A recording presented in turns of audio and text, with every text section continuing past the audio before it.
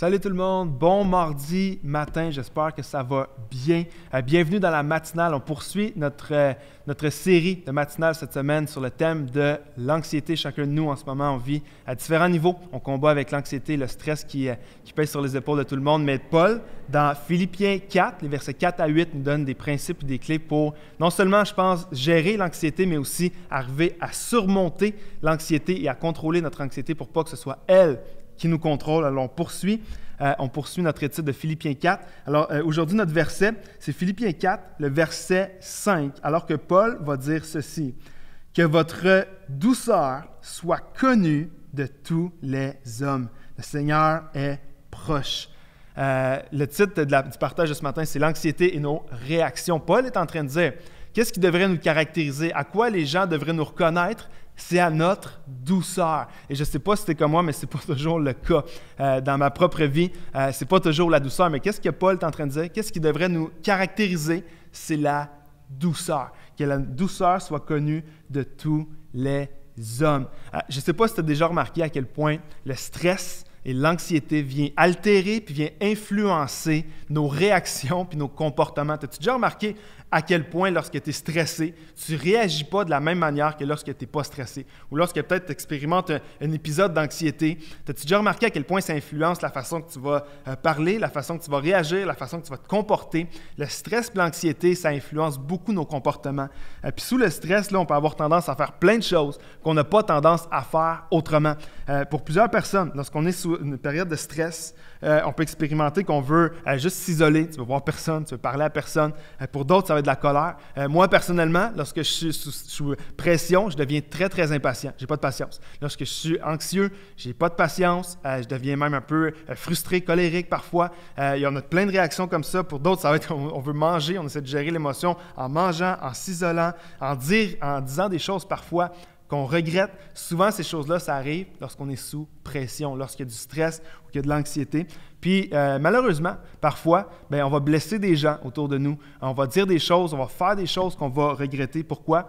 Parce qu'on est sous pression, parce que la pression vient parfois influencer la façon qu'on va dire les choses ou qu'on va réagir. Puis si c'est ton cas ce matin, juste dans une thérapie de groupe, OK, ensemble, moi je suis le premier à lever ma main, mais si ça t'est déjà arrivé, dis, moi aussi ça m'est arrivé, écris-le dans les commentaires pour encourager quelqu'un qui peut-être se sent seul, qui réagit des fois puis ne sait pas d'où ça vient. Moi le premier, ce matin, je vous dis, quand je suis sous pression, sous stress, ça m'arrive encore de réagir d'une manière que je ne comprends pas. Puis on veut s'encourager. Ce matin, l'anxiété va nous faire dire ou faire des choses parfois qu'on va regretter. Puis je pense que c'est une des raisons pour laquelle on devrait vraiment combattre, comme Paul nous appelle à combattre, cette anxiété-là, pour que Dieu nous libère de ça, parce que nos réactions ont des conséquences, que ce soit envers nous ou envers les gens qui sont autour de nous. On ne veut pas laisser l'anxiété contrôler nos réactions puis nos comportements, mais comme dit Paul, en fait, on devrait être reconnu pour notre douceur. Puis le mot qui est utilisé ici dans Philippiens 4 est particulier pour le mot douceur.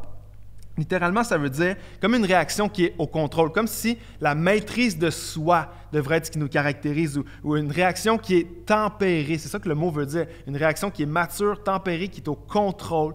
C'est ça qui devrait nous caractériser en tant que croyants. Et moi, je veux te dire ce matin, je veux t'encourager alors qu'on démarre notre journée ensemble, que c'est possible. Lorsque tu réalises, comme on a vu hier, que tu relâches les choses que tu ne contrôles pas, que tu remets à Dieu ton anxiété, je crois que c'est possible, que l'anxiété ne va plus influencer la façon, à chaque fois que tu es frustré, à chaque fois que tu es stressé, à chaque fois que tu es sous stress, je crois que c'est possible que Dieu vienne te libérer et que ce soit la douceur qui te caractérise. Moi, j'aimerais te suggérer que nos réactions sous stress révèlent là où est notre confiance. Parce que lorsque tu remets les choses à Dieu, que tu réalises que ces choses-là, le stress que je vis, Seigneur, ce que je ne peux pas contrôler, je te le donne. Lorsqu'on reconnaît que c'est Dieu qui est ton contrôle, puis qu'il y a plein de choses que je pourrais m'en faire, je pourrais laisser le stress m'envahir, mais que je les donne à Dieu. Lorsqu'on fait ça, un des réflexes qu'il va avoir, un des fruits de ça, ça va être le calme. Ça va être la paix qui va commencer à s'installer. Puis le calme, comme Paul le parle dans Philippiens 4, ça va diminuer l'anxiété. Lorsqu'il y a une paix qui vient, ça diminue ton stress, ça fait aussi grandir ta foi. Puis c'est un témoignage aux gens autour de toi. Comme Paul dit, les gens vont voir comment tu réagis. Et ça devrait être la douceur. Lorsqu'on réagit d'une manière qui va plaire à Dieu, sous stress et sous l'anxiété, ça, c'est quelque chose que les autres voient. Puis c'est une opportunité pour nous d'être un témoignage pour les gens. Les gens vont voir que, oui, tu es sous stress, mais tu réagis d'une manière qui n'est peut-être pas une façon que les autres vont réagir. Tu vas réagir d'une manière qui va honorer Dieu, qui va glorifier Dieu. Il va avoir un calme, il va avoir une paix. Il y a comme une sérénité puis une confiance qui est là. Puis ça, c'est un témoignage. Puis j'aimerais dire que ça, c'est une des raisons pour lesquelles on devrait combattre notre anxiété et de ne pas juste laisser l'anxiété nous contrôler. C'est qu'on peut être un témoignage à travers toutes les situations qu'on traverse pour les gens autour de nous. Ça devrait être notre douceur qui nous caractérise. Et je ne sais pas, toi, comment tu réagis sous stress ou quand tu es dans une période d'anxiété. Peut-être que tu veux t'isoler, peut-être que tu es en colère plus facilement, peut-être que tu manges plus, peut-être que tu es plus impatient, peut-être que tu as une tendance à dire des choses que tu regrettes.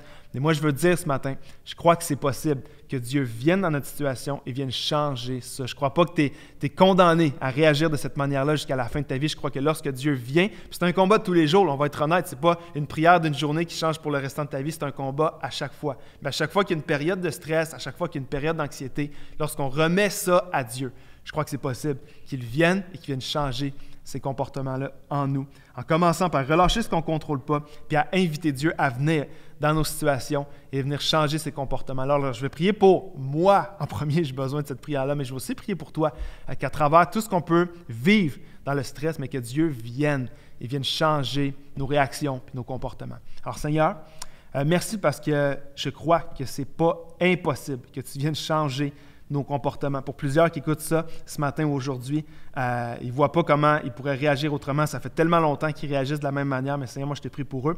Ce matin, je t'ai pris pour moi, que c'est possible que tu viennes nous changer. C'est possible que par ton esprit, tu viennes dans nos vies et tu viennes changer des réactions, tu viennes changer des comportements qui sont là peut-être depuis des années. Mais que lorsqu'on te remet nos vies, on te remet ces situations-là entre tes mains, toi, tu viens.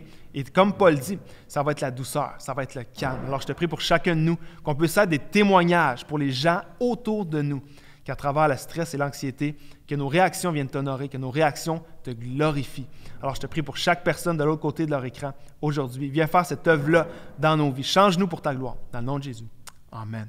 Si tu as fait cette prière-là avec moi, je t'invite à mettre un « Amen » dans les commentaires. Je te souhaite une bonne journée. Je te donne rendez-vous demain à la même heure pour notre matinale. Bonne journée tout le monde.